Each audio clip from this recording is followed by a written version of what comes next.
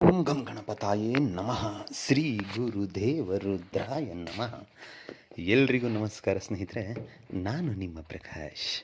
ಸ್ನೇಹಿತರೆ, ಇಂದು ನಾನು ನಿಮಗೆ ಒಂದು ಯಂತ್ರ ತಗೊಂಡು ಬಂದಿದ್ದೀನಿ. ಈ ಯಂತ್ರ ಏನಾದರೂ ಬರೆದು ನಾ ಹೇಳೋ ಮಂತ್ರನ ಪಠನೆ ಮಾಡಿದರೆ ಸಾಕು, ಅವರು ಎಂಥ ಹಠಮಾರಿಯಾಗಿರಲಿ, ಅಂದರೆ ನೀವು ಇಷ್ಟಪಟ್ಟವರು, ತುಂಬ ಮುಂಗೋಪಿ ಅಥವಾ ಹಠಮಾರಿ, ನಾವೇನು ಮಾಡಿದ್ರೂ ಆಗ್ತಾಯಿಲ್ಲ, ನಾವು ಎಷ್ಟೇ ಪ್ರಯತ್ನ ಪಟ್ಟರು ನಮ್ಮ ಪ್ರೀತಿಯನ್ನು ಒಪ್ಕೊಳ್ತಾ ಇಲ್ಲ, ಅವರದೇ ದಾರಿಯಲ್ಲಿ ಅವರು ಹೋಗ್ತಾರೆ, ನಮಗೆ ಕೊಂಚನೂ ಸ್ವಲ್ಪನೂ ಕಿಮ್ಮತ್ತನ್ನೋದು ಕೊಡೋದಿಲ್ಲ, ಇಂಪಾರ್ಟೆಂಟ್ ಅನ್ನೋದು ಕೊಡೋದಿಲ್ಲ ನನಗೆ ಅಂತ ಯಾರಾದರೂ ಯೋಚನೆ ಮಾಡ್ತಾಯಿದ್ರೆ, ಅಂಥವ್ರನ್ನ ನಾವು ಹೇಗೆ ಹೊಲಿಸ್ಕೊಳ್ಳೋದು ಅಂತ ಏನಾದರೂ ತುಂಬ ಪ್ರಯತ್ನ ಪಡ್ತಾ ಇದ್ದರೆ ಅಂಥವರಿಗೋಸ್ಕರ ಈ ಕ್ರಿಯೆಯನ್ನು ತೊಗೊಂಡ್ಬಂದಿದ್ದೀನಿ. ಇದನ್ನು ನೀವೇನಾದರೂ ಮಾಡಿದ್ರೆ ಅವರು ಎಂಥ ಹಠಮಾರಿ ಆಗಿರಲಿ ನಿಮಗೆ ವಶ ಆಗ್ತಾರೆ.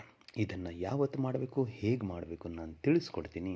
ಅದಕ್ಕೂ ಮುಂಚೆ ನನ್ನ ಚಾನಲ್ ಕಾಳಿ ಭಗವತಿ ವಶೀಕರಣ ಸಬ್ಸ್ಕ್ರೈಬ್ ಮಾಡಿಲ್ಲ ಅಂತ ಹೇಳಿದ್ರೆ ಸಬ್ಸ್ಕ್ರೈಬ್ ಮಾಡಿ, ಲೈಕ್ ಮಾಡಿ, ಶೇರ್ ಮಾಡಿ, ಹಾಗೆ ಬೆಲ್ ಐಕಾನ್ ಬಟನ್ ಪ್ರೆಸ್ ಮಾಡೋದನ್ನ ಮರಿಬೇಡಿ. ಏಕೆ ಅಂದರೆ ಮುಂದೆ ನಾನು ಏನು ವೀಡಿಯೋಸ್ ಬಿಡ್ತೀನೋ ಅದು ಎಲ್ಲರಿಗಿಂತ ಮುಂಚೆ ನಿಮಗೆ ಬಂದು ಸೇರುತ್ತೆ. ಸ್ನೇಹಿತರೆ, ಮೊದಲನೆಯದಾಗಿ ಈ ಕ್ರಿಯೆಯನ್ನು ಮಂಗಳವಾರದ ದಿನ ಮಾಡಬೇಕಾಗುತ್ತೆ. ದಿಕ್ಕು ಬಂದು ಉತ್ತರ ದಿಕ್ಕು. ಮೊದಲಿಗೆ ಒಂದು ಭೋಜಪತ್ರೆ ಅಥವಾ ಭುಜಪತ್ರೆ ಇದನ್ನು ತೆಗೆದುಕೊಂಡು ಬಂದು ನಿಮ್ಮ ಹತ್ರ ಇಟ್ಕೊಳ್ಳಿ. ನಿಮ್ಮ ಹತ್ತಿರ ಇಟ್ಟುಕೊಂಡು ನೀವು ಯಾರಿಗೋಸ್ಕರ ಚಡಪಡಿಸ್ತಿದ್ದೀರೋ ಅವರನ್ನು ಮನಸ್ಸಿನಲ್ಲಿ ನೆನೆಸಿಕೊಳ್ತಾ, ಅವರ ಬಗ್ಗೆನೇ ಯೋಚನೆ ಮಾಡ್ತಾ, ಅವರೆಂಥ ಹಠಮಾರಿ ಇರಲಿ, ಜಸ್ಟ್ ಅವ್ರ ಬಗ್ಗೆ ನೀವು ಮನಸ್ಸಿನಲ್ಲೇ ನೆನೆಸಿಕೊಳ್ತಾ ಉತ್ತರ ದಿಕ್ಕಿಗೆ ಮುಖ ಮಾಡಿ ಕುಳಿತುಕೊಂಡು ಭುಜಪತ್ರೆಯ ಮೇಲೆ ಈ ಯಂತ್ರವನ್ನು ಬರೆಯಿರಿ.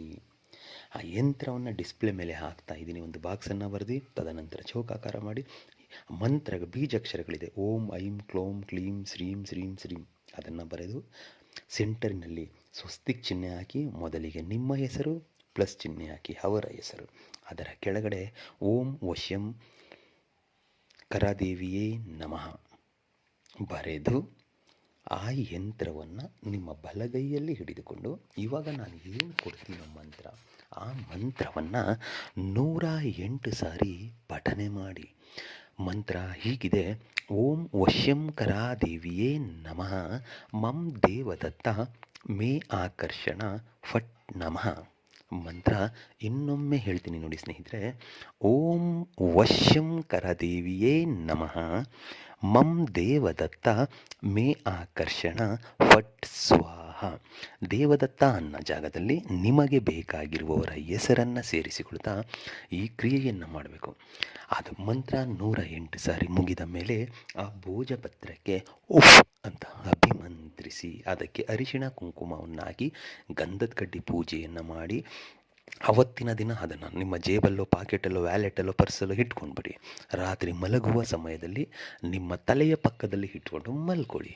ಮರುದಿನ ಬೆಳಿಗ್ಗೆ ಅಂದರೆ ಬುಧವಾರ ಬೆಳಿಗ್ಗೆ ಎದ್ದ ತಕ್ಷಣ ಒಂದು ಜೇನುತುಪ್ಪದ ಡಬ್ಬದಲ್ಲಿ ಇದನ್ನು ಸುರುಳಿ ಆಕಾರದಲ್ಲಿ ಸುತ್ತಿ ಅದರ ಒಳಗಡೆ ಇಟ್ಟು ಗಟ್ಟಿಯಾಗಿ ಮುಚ್ಚಳವನ್ನು ಮುಚ್ಚಿಬಿಡಿ. ಮುಚ್ಚಿ ಯಾವುದಾದ್ರೂ ನಿಂತ ನೀರು ಅಥವಾ ಹರಿಯುವ ನೀರಿನಲ್ಲಿ ಬಿಟ್ಟುಬಿಡಿ. ಸಪೋಸ್ ಇದು ಸಿಗ್ತಾ ಇಲ್ಲ ನಮಗೆ ಸಿಟಿಗಳಲ್ಲಿ, ಏನು ಮಾಡೋದು ಅಂತ ಹೇಳಿದರೆ, ಯಾವುದಾದ್ರೂ ಹರಳಿ ಮರ ಅಥವಾ ಬಿಳಿ ಎಕ್ಕದ ಗಿಡದ ಬುಡದಲ್ಲಿ ಹೋಗಿ ಸ್ವಲ್ಪ ಮಣ್ಣನ್ನು ಅಗೆದು ಅದನ್ನು ಮಣ್ಣಿನಲ್ಲಿ ಇಟ್ಟು ಮುಚ್ಚಿಬಿಡಿ, ಸಾಕು. ಇಷ್ಟು ನೀವು ಮಾಡಿದರೆ ಅವರು ಎಂಥ ಹಠಮಾರಿಯಾಗಿರಲಿ ನಿಮ್ಮ ಪ್ರೀತಿಲಿ ಬೀಳಲೇಬೇಕು, ನಿಮಗೆ ಅವರು ವಶ ಆಗಲೇಬೇಕು.